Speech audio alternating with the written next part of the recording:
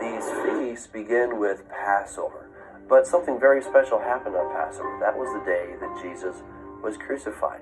He fulfilled these feasts to the exact day. For example, for Passover, they would take a blameless, spotless lamb, and they would use that to sacrifice for their sins.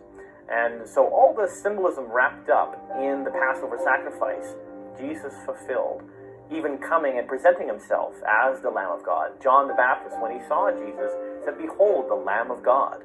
He wasn't just speaking figuratively. There are 4 in the spring, and there are 3 that are in the fall. And what you find is a pattern here, that the first 4 in the spring were all fulfilled in the first coming of the Messiah, Jesus Christ.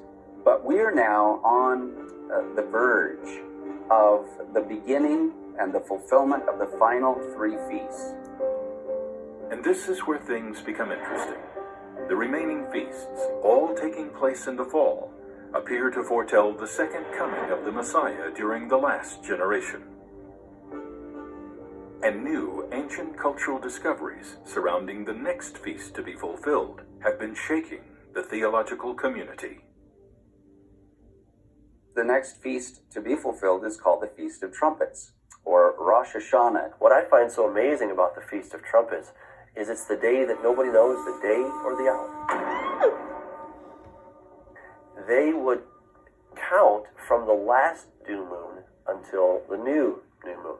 But the new moon is this tiny little sliver in the sky. And you can only see it from about, say, 6 to maybe 10 o'clock at night. If you're not looking for it, you're going to miss it. If it's cloudy, you're not going to see it. There's all kinds of reasons that you would not see the new moon. So unless you can visually see it, you could not declare the new moon. But when 2 people saw it, 2 witnesses, they would then go to the leadership, and once they decided, yep, we really do have the new moon, then they would declare that the Feast of Trumpets would begin. So when Jesus was answering the question, "When are you returning?" his answer was, "Nobody knows the day or the hour." He was literally saying, "I am returning on the feast that you have been celebrating for 1,500 years, that you yourselves call, nobody knows the day or the hour." So I agree, we can't know the exact day or the hour, but that phrase has been taken way out of context.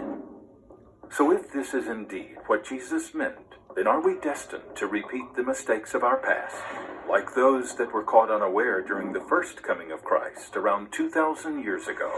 Will the last generation today also be blind to the signs and warnings that surround us?